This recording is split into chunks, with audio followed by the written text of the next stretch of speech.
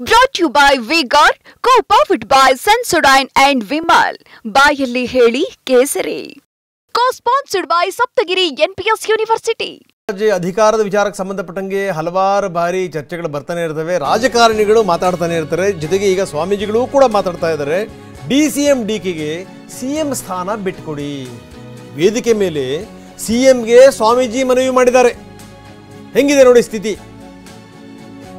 ಚಂದ್ರಶೇಖರ ಸ್ವಾಮೀಜಿಯವರು CM ಸಿದ್ದರಾಮಯ್ಯನವರಿಗೆ ಮನವಿ ಮಾಡಿದ್ದಾರೆ. ನಿಮಗೆ ಅನುಭವ ಇದೆ, ಈಗ ಅವರಿಗೆ ಅವಕಾಶ ಕೊಡಿ. ಇದು ವರಸೆ. ವೇದಿಕೆ ಮೇಲೇನೆ ಸ್ವಾಮೀಜಿ ಮನವಿ ಮಾಡಿದರು. ಸಿದ್ದರಾಮಯ್ಯ ಮನಸ್ಸು ಮಾಡಿದರೆ ಮಾತ್ರ ಇದು ಸಾಧ್ಯ. ಹೀಗಾಗಿ ದಯಮಾಡಿ ನೀವು DCM DKಗೆ CM ಸ್ಥಾನ ಬಿಟ್ಟುಕೊಡಿ. ಇದು ವೇದಿಕೆ ಮೇಲೆ CMಗೆನೇ ಸ್ವಾಮೀಜಿ ಮನವಿ ಮಾಡಿದಂಥ ರೀತಿ.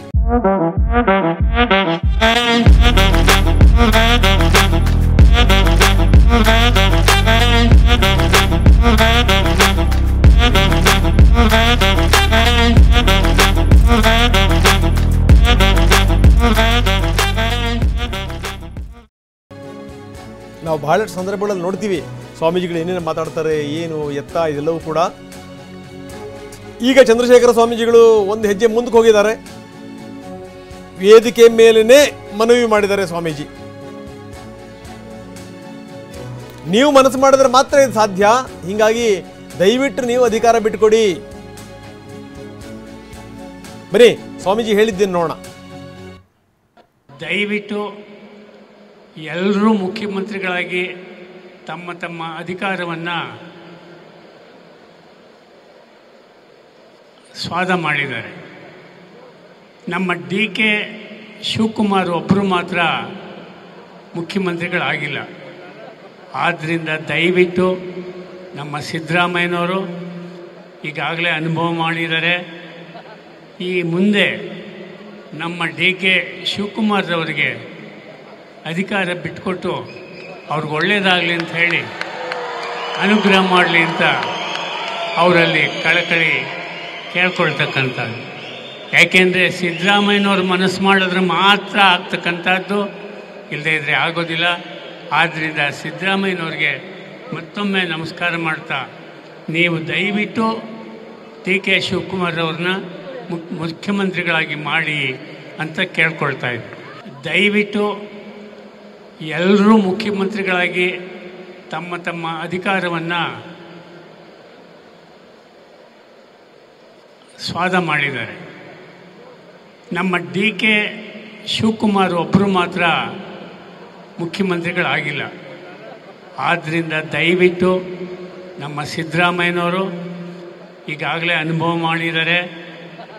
ಈ ಮುಂದೆ ನಮ್ಮ DK ಶಿವಕುಮಾರ್ರವರಿಗೆ ಅಧಿಕಾರ ಬಿಟ್ಟುಕೊಟ್ಟು ಅವ್ರಿಗೆ ಒಳ್ಳೆಯದಾಗಲಿ ಅಂತ ಹೇಳಿ ಅನುಗ್ರಹ ಮಾಡಲಿ ಅಂತ ಅವರಲ್ಲಿ ಕಳಕಳಿ ಕೇಳ್ಕೊಳ್ತಕ್ಕಂಥದ್ದು.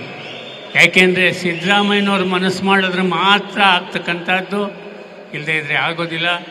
ಆದ್ದರಿಂದ ಸಿದ್ದರಾಮಯ್ಯನವ್ರಿಗೆ ಮತ್ತೊಮ್ಮೆ ನಮಸ್ಕಾರ ಮಾಡ್ತಾ ನೀವು ದಯವಿಟ್ಟು DK ಶಿವಕುಮಾರ್ರವ್ರನ್ನ ಮುಖ್ಯಮಂತ್ರಿಗಳಾಗಿ ಮಾಡಿ ಅಂತ ಕೇಳ್ಕೊಳ್ತಾ ಇದ್ರು.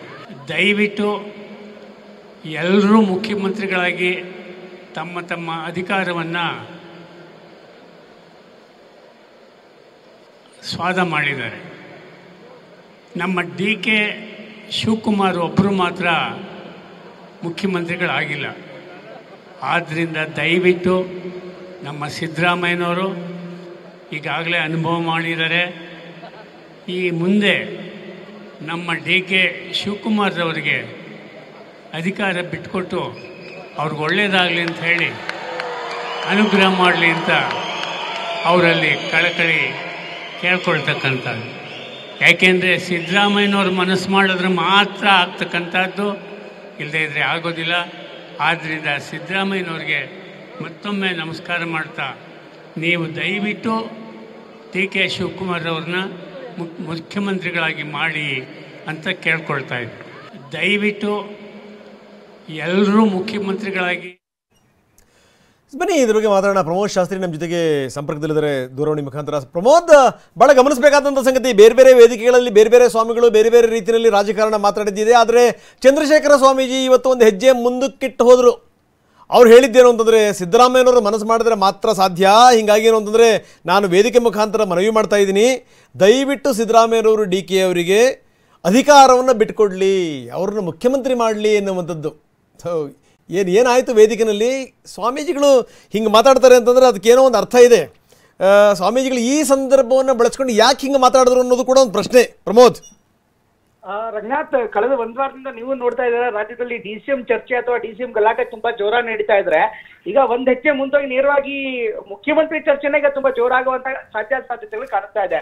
ಅದರಲ್ಲೂ ಕೂಡ ಕೆಂಪೇಗೌಡ ಜಯಂತಿಯ ಪ್ರಯುಕ್ತ ನಡೀತಾ ಇರುವಂತಹ ಸರ್ಕಾರಿ ಕಾರ್ಯಕ್ರಮದಲ್ಲಿ ರಾಜ್ಯದ ಮುಖ್ಯಮಂತ್ರಿಗಳಿರುವಂತಹ ಸಂದರ್ಭದಲ್ಲಿ, ಸಿದ್ದರಾಮಯ್ಯನವರೇ ಆಸೀನರಾಗಿರುವಂತಹ ಸಂದರ್ಭದಲ್ಲಿ ವಿಶ್ವ ಒಕ್ಕಲಿಗ ಸಂಸ್ಥಾನದ ಮಠಾಧಿಪತಿಗಳು ಈ ಒಂದು ಮಾತನ್ನ ಹೇಳೋ ಮೂಲಕ ಒಂದು ಹೊಸದೊಂದು ಚರ್ಚೆಗೆ ನಾಂದಿ ಹಾಡಿದ್ದಾರೆ ಅಂತ ತಪ್ಪಾಗಲ್ಲ. ಯಾಕಂದ್ರೆ ರಾಜಕೀಯವಾಗಿ ರಾಜಕಾರಣದಲ್ಲಿ ನಾಯಕರ ಬೆಂಬಲಿಗರು ಹೇಳೋದು ಸಹಜ, ನಮ್ಮ ನಾಯಕರಿಗೆ ಮುಖ್ಯಮಂತ್ರಿ ಮಾಡಿ ಅಂತ. ಆದ್ರೆ ಈ ಒಂದು ಹೇಳಿಕೆಯ ಮೂಲಕ ಒಂದು ಸಮಾಜದ ಒಂದು ಧ್ವನಿಯಾಗಿ, ಸಂಪೂರ್ಣ ಧ್ವನಿನ ಅವರು ಅಂತ ಕೇಳಿದ್ರೆ ಅದು ಚರ್ಚಾಸ್ಪದ ಆಗತ್ತೆ. ಆದ್ರೆ ಒಂದು ಪೀಠಾಧಿಪತಿಯಾಗಿ, ಸಮಾಜದ ಪೀಠಾಧಿಪತಿಯಾಗಿ ಅವರು ಒಂದು ಸಮಾಜಕ್ಕೆ ಮುಖ್ಯಮಂತ್ರಿ ಕೊಡಿ ಅನ್ನುವಂತ ಒಂದು ಸಂದೇಶ ಅಂತೆಲ್ಲ ಖಂಡಿತವಾಗ್ಲೂ ಒಂದು ರಾಜಕೀಯವಾದಂತ ಸಂದೇಶ ಇರಲಿದೆ.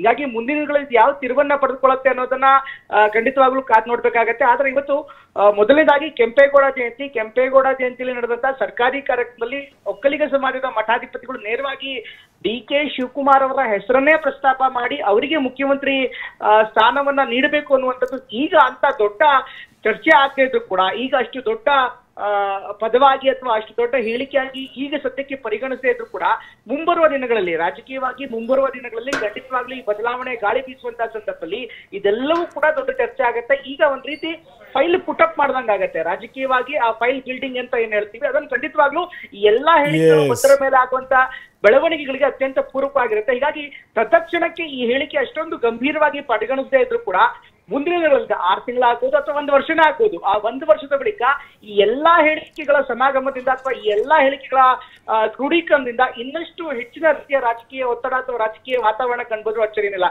ಇವತ್ತು ಸ್ವಾಮೀಜಿ ಹೇಳಿದ್ದಾರೆ, ಈ ಸ್ವಾಮೀಜಿಯ ಹೇಳಿಕೆ ಇವತ್ತು ಕೇವಲ ಹೆಡ್ಲೈನ್ಸ್ಗೆ ಸೀಮಿತ ಆಗಿರ್ಬೋದು, ಆದ್ರೆ ಮುಂದಿನ ದಿನಗಳಲ್ಲಿ ರಾಜಕೀಯವಾಗಿ ಇದು ದಾಳ ಪ್ರತಿದಾಳಕ್ಕೆ ಖಂಡಿತವಾಗ್ಲೂ ಕಾರಣ ಆದ್ರೆ ತಪ್ಪೇನಿಲ್ಲ.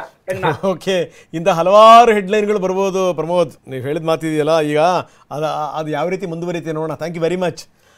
ಈಗ ನೋಡಿ, ಸ್ವಾಮೀಜಿಗಳು ಹೇಳಿದ್ರು, ಸ್ವಾಮೀಜಿಗಳು ಪ್ರಸ್ತಾಪ ಮಾಡಿದ್ರು, ನಿಮಗೆ ಅನುಭವ ಇದೆ, ನಿಮಗೊಂದು ಅವಕಾಶ ಸಿಕ್ಕಿದೆ, ದಯವಿಟ್ಟು DK ಶಿವಕುಮಾರ್ ಅವರಿಗೆ ನಿಮ್ಮ ಪಟ್ಟ ಬಿಟ್ಟುಕೊಡಿ, ನೀವು ಅವ್ರನ್ನ CM ಮಾಡಿ ಎನ್ನುವಂಥ ಒಂದು ಮಾತು. ಈಗ ನೋಡಿ, ಸ್ವಾಮೀಜಿಗಳು ಈಗ ಸ್ಟೇಟ್ಮೆಂಟ್ ಕೊಟ್ಟರು, ಅದೆಲ್ಲ ಆಯಿತು. ಈಗ ಇದರ ಸರಣಿ ಮುಂದುವರೆದ್ರ ಗತಿ ಏನು? ನಾಳೆ ಈ ಕುರುಬ ಸಮುದಾಯದ ಸ್ವಾಮೀಜಿಗಳು ಶುರು ಮಾಡ್ತಾರೆ ಅಂತ ಅಂದ್ಕೊಳ್ಳಿ, ಅಥವಾ ಅದಾದ ನಂತರ ಲಿಂಗಾಯತ ಸ್ವಾಮೀಜಿಗಳು ಶುರು ಮಾಡ್ತಾರೆ ಅಂತ ಅಂದ್ಕೊಳ್ಳಿ, ನಮ್ಮವ್ರನ್ನೊಬ್ಬರು ಲಿಂಗಾಯತರು ಮಾಡಿ ಅಂತ.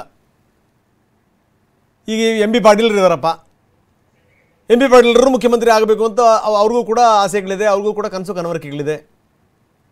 DCM ವಿಚಾರಕ್ಕೆ ಸಂಬಂಧಪಟ್ಟಂಗೆ ದೊಡ್ಡ ಚರ್ಚೆಗಳಾಗ್ತಿರೋದು ಸಂದರ್ಭದಲ್ಲಿ ಈಗ CM ವಿಚಾರಕ್ಕೇ ಚರ್ಚೆ ಮಾಡೋದ್ರ ಮುಖಾಂತರ ಎಲ್ಲರ ಬಾಯಿ ಮುಚ್ಚಿಸುವಂಥ ಪ್ರಯತ್ನಗಳೇನಾದರೂ ಆಯಿತಾ? ಅದರಲ್ಲೂ ಸ್ವಾಮೀಜಿನೇ ಇದನ್ನು ಪ್ರಸ್ತಾಪ ಮಾಡಿರೋದು ಇದೆಯಲ್ಲ, ಇದಕ್ಕೊಂದು ವಿಶೇಷವಾದಂಥ ಮಹತ್ವ ಬಂದ್ಬಿಡ್ತು. ಇನ್ನು ಇದರ ಸರಣಿ ಮುಂದುವರೆದರೂ ಕೂಡ ಆಶ್ಚರ್ಯ ಇಲ್ಲ. Brought to you by V-Guard, co-powered by Sensodyne and Vimal. ಬಾಯಲ್ಲಿ ಹೇಳಿ ಕೇಸರಿ. Co-sponsored by Saptagiri NPS University.